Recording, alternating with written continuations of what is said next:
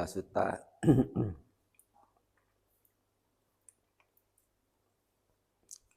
butir atau baris yang pertama, tidak bergaul dengan mereka yang dungu.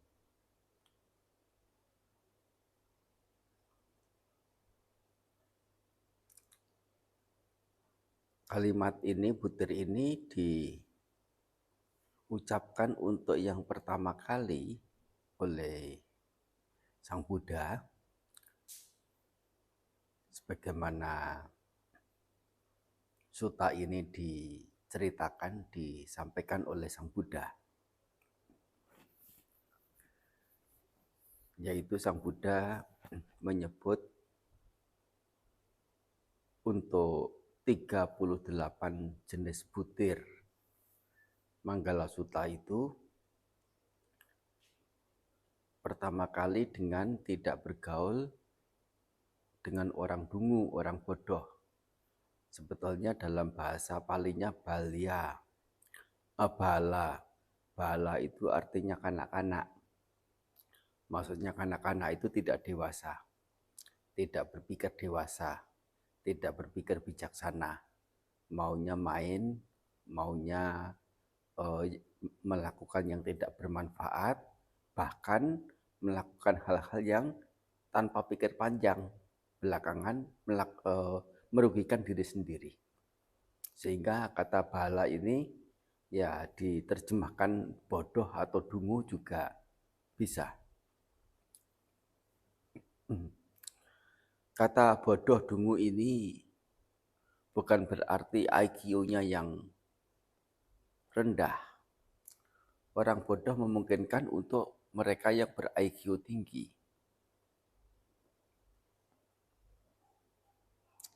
Orang bodoh bukan mereka yang hanya sebatas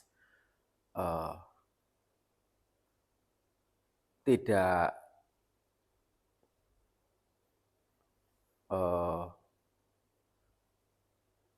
melewati jenjang pendidikan formal sampai pada tingkatan yang tinggi. Orang bodoh bukan hanya mereka yang tidak melewati atau mereka yang hanya melewati jenjang pendidikan yang tidak tinggi, yaitu mungkin sampai pada jenjang sekolah menengah pertama, atau bahkan tidak sampai, atau bahkan sekolah dasar pun tidak belajar.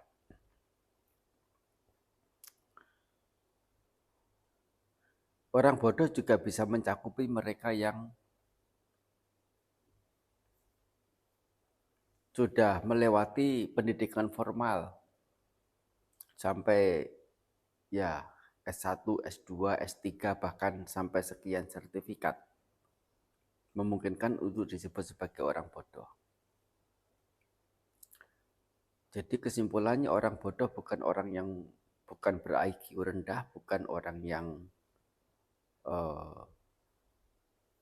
tidak melewati jenjang pendidikan tinggi.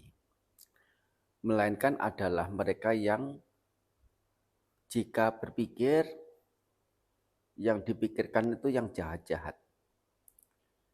Jika bertutur kata, yang ditutur katakan itu adalah kata-kata yang menyakitkan.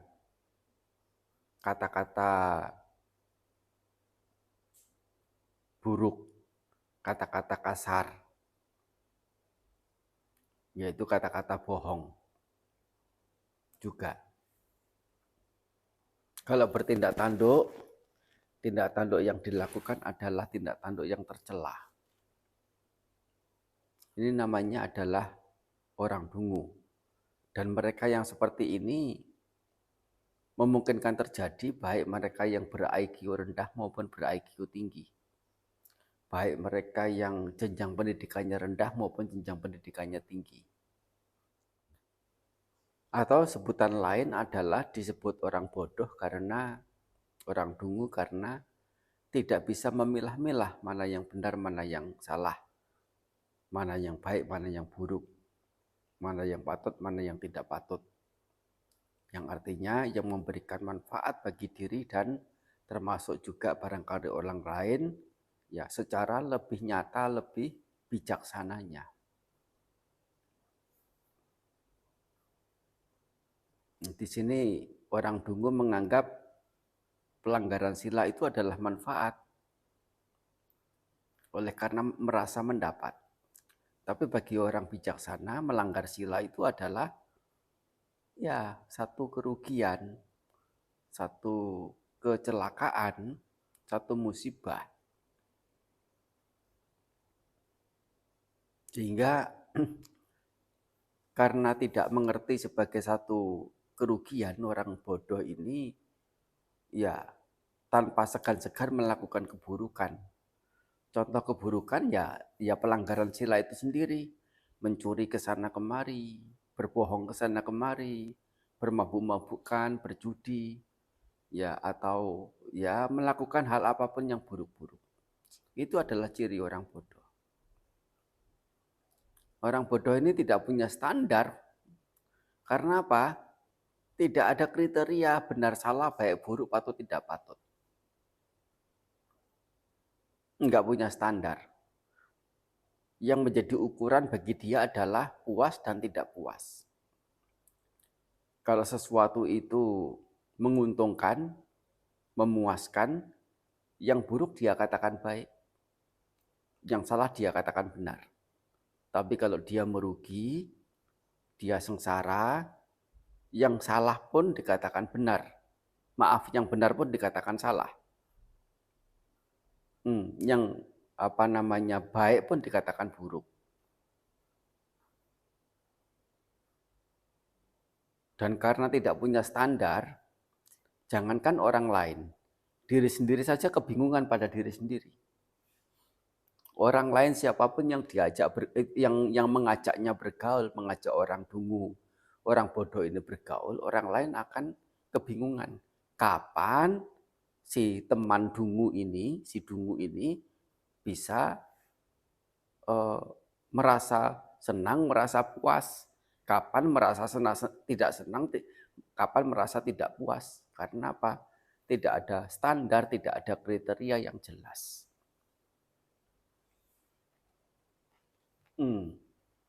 Sehingga orang yang bergaul dengan orang dungu juga kerepotan. Lebih dari itu, namanya saja orang dungu yang tidak punya standar. Kita menganggap dia atau menempatkan dia sebagai teman.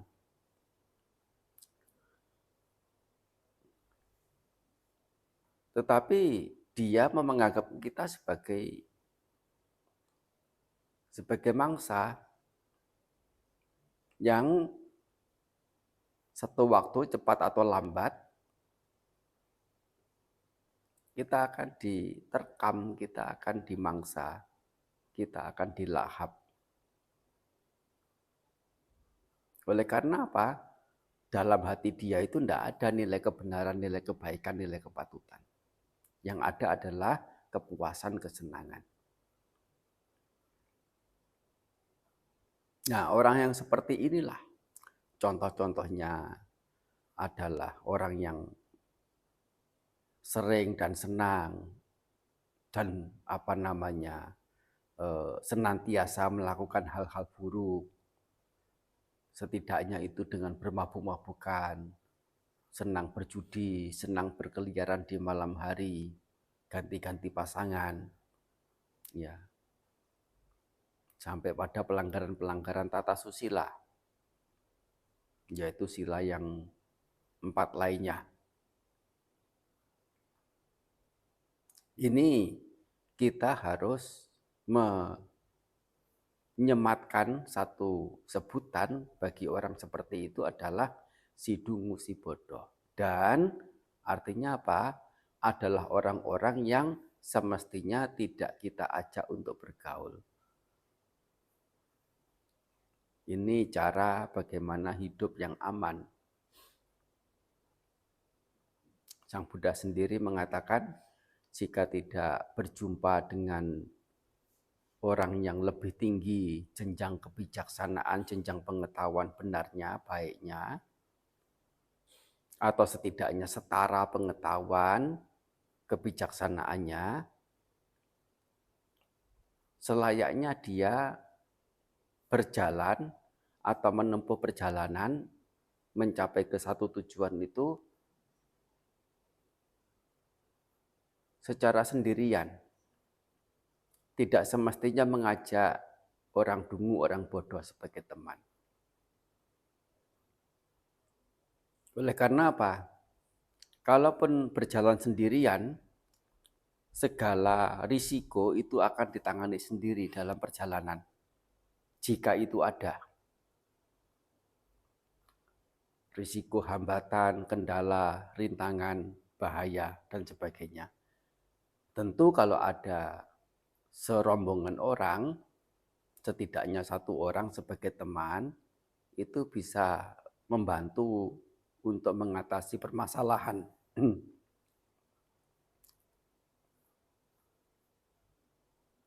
Setidaknya bisa diajak berunding. Tapi kendala, permasalahan, hambatan itu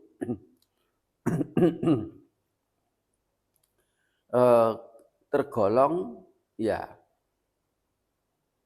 dalam sebutan memungkinkan ada, yaitu jika ada. Tetapi bagaimanapun maksud tujuan dari orang yang melakukan perjalanan itu jelas kemana yang dituju. Nah, jika seseorang itu mengajak si bodoh, si dungu ini dalam melakukan perjalanan mencapai satu tujuan, bahaya itu tidak perlu menunggu sampai di depan nanti, yang mungkin akan ada. Bahaya sudah ada di depan mata saat mengajak orang dungu ya menjadi teman dalam satu perjalanan. Nah, ini adalah bahayanya si dungu, oleh karena banyak hal ya orang dungu tidak ingin hal-hal yang bermanfaat secara bijaksananya karena pemikirannya tidak nyampe.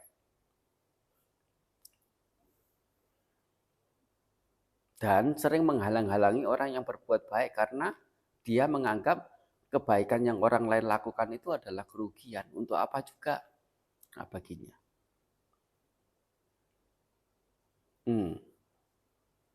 Misalnya ya kalau dalam bekerja, oh kamu rajin banget ya, hari Sabtu masih kerja ya, masih lembur ya. Oh kamu rajin banget ya, hari Minggu masih kerja ya, masih lembur ya. Dengan nada-nada ledekan, cemoohan. Nah ini adalah orang dungu.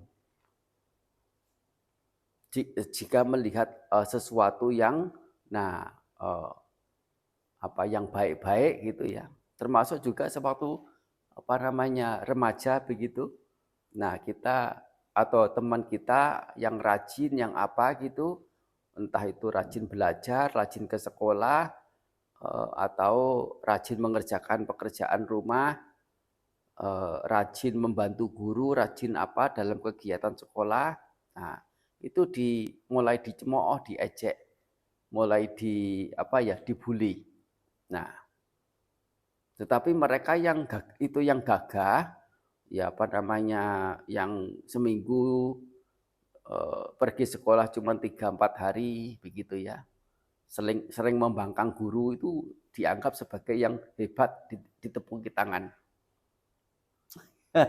Kalau sudah bisa membantah guru, apalagi mengerjai guru gitu ya. Itu sudah jagoan, sudah hebat, sudah luar biasa. Itu contoh nyata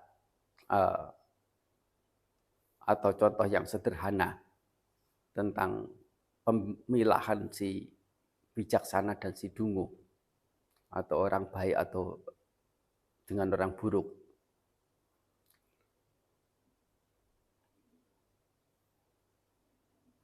Nah, hal yang utama di sini adalah kita menjauh dalam arti ya membatasi bergaul dengan orang-orang yang punya kecenderungan seperti itu. Kalaupun mungkin kita tidak bisa lepas dari bertatap muka, berinteraksi, ya bertatap muka, berinteraksi ala kadarnya. Tidak sampai mendekat.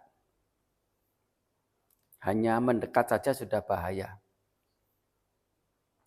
Bahayanya apa? Nanti celah datang pada kita. Oh, si A itu sekarang bergaulnya sama si Anu itu. Yang dikenal penjudi, yang dikenal pemabuk, yang dikenal ya melakukan hal-hal yang tidak terpuji. Padahal sewaktu bertemu itu urusannya apa juga tidak tahu yang melihat itu. Tapi sudah memberikan sematan, sudah memberikan satu penyimpulan bahwa kita itu bergaul dengan orang yang dungu dan mereka akan hati-hati dengan kita, akan waspada dengan kita, terhadap kita. Termasuk juga kalau ternyata kita cenderung sering bergaul dengan orang dungu, para penjudi, para pemabuk, para yang pergi keliaran di malam hari, mereka yang melanggar tata kebiasaan yang baik, pelanggaran sila.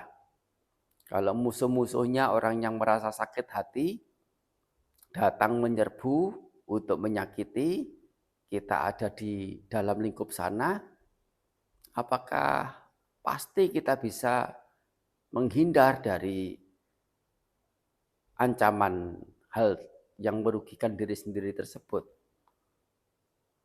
Kalaupun kita mengaku kita bukan teman atau tidak berbareng melakukan keburukan sebagaimana mereka yang mereka lakukan, tidak keburu lagi sudah. Jangankan kepada mereka-mereka yang ya punya niatan jahat membalas dendam. Yang pihak yang berwajib saja tidak mau tahu.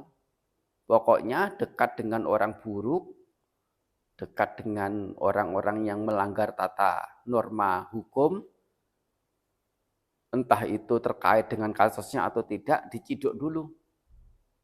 Masuk dulu. Baru ditanya-tanya di itu belakangan. Setelah 2 hari, 3 hari, 1 minggu. Sudah jadi permasalahan. Dan biasanya itu tidak lepas dari ya biaya-biaya. Baik biaya yang resmi maupun biaya yang tidak resmi.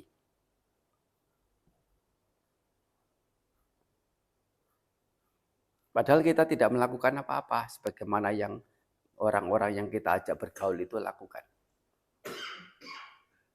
Apalagi kalau sampai kemudian mencontoh orang buruk, orang dungu ini ya dalam berpikir, dalam bertutur kata, dalam bertindak, dalam bekerja, dalam melakukan kegiatan apapun. Sudah itu lengkap namanya bergaul, yaitu mengikuti orang dungu sebagai patokan.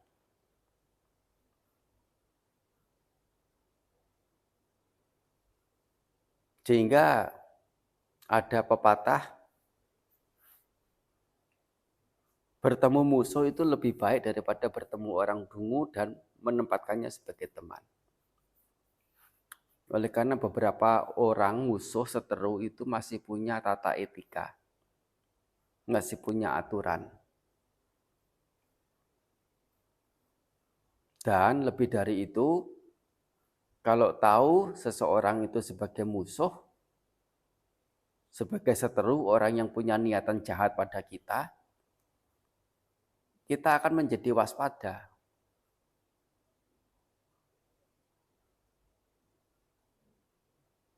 Dia bergerak bagaimana, kita mesti menyikapi bagaimana, supaya bisa pasang kuda-kuda. Nah, supaya ada persiapan, ada antisipasi. Nah ini, bergaul dengan orang dungu dan menempatkannya sebagai teman, Dia tahu luaran kita, dia tahu dalam-dalamnya kita.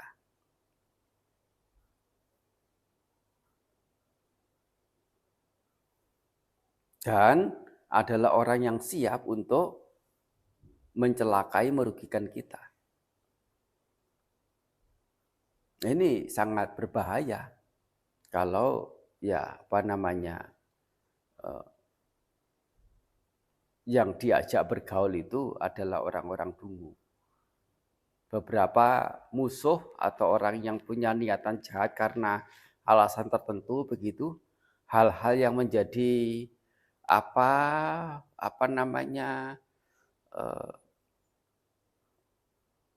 rahasia atau privasi tertentu dari musuhnya itu, ya dia tidak mau katakan karena mungkin itu tidak ada kaitannya dengan persoalan yang sedang mereka ributkan.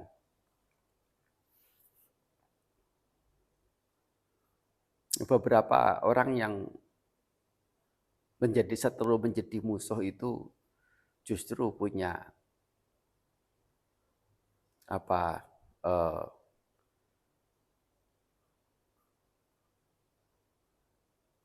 tatanan ya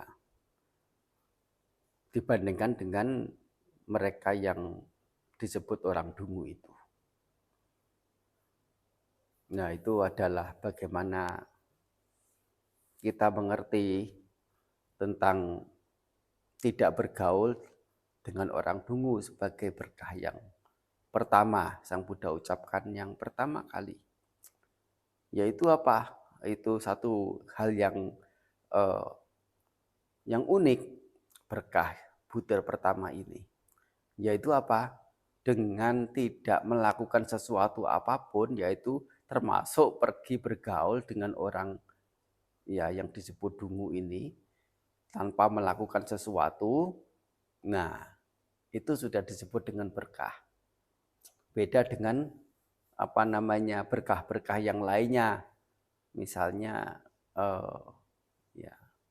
Winayo Cak Suci gitu, terlatih baik dalam tata susila. Artinya apa? Kita harus proaktif ya. Ya. Sama atas sama panidi ya menegakkan diri pada hal-hal yang benar. Ya.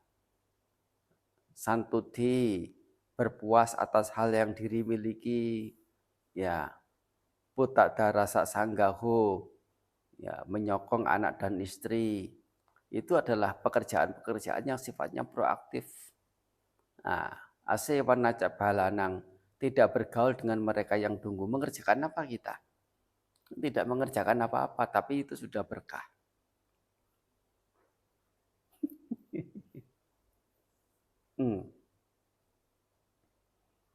Ya, tentu di sini adalah maksud bergaul dengan orang dungu adalah menempatkan orang dungu sebagai patokan kita dalam bergaul.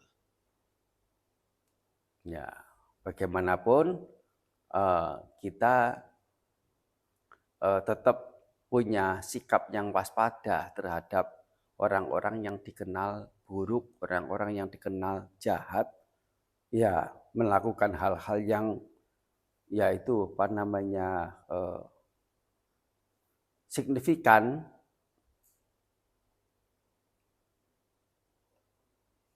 buruknya sehingga memungkinkan untuk ada musuh datang pada dia, untuk ada orang berwajib yang akan menangkapnya. Jadi untuk menjaga keselamatan diri sendiri, ya kita menghindar. Kalaupun di tengah-tengah kita itu hanya ada 30 orang dan ke-30-nya itu adalah orang dungu, tidak bergaul dengan satu orang pun di antara mereka itu lebih baik. Kita mungkin dikatakan orang tidak gaul, orang kurang gaul, silakan saja mereka mau ngomong. Enggak soal.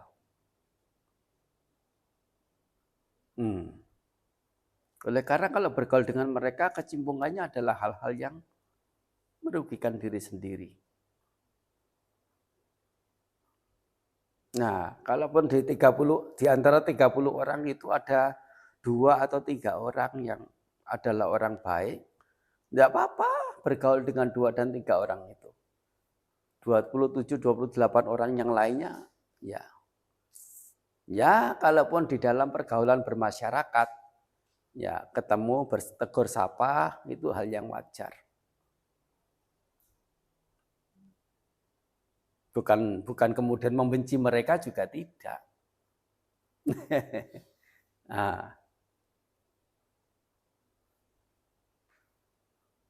Nah itu adalah salah satu bekal utama dalam orang mendapatkan keselamatan, keamanan, kesejahteraan dimanapun berada.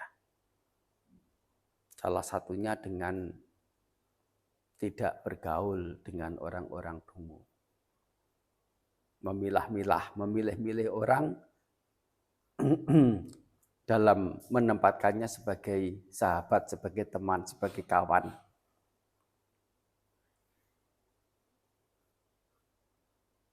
Nah, itu penjelasannya untuk Manggala Sutta Butir pertama. Ya.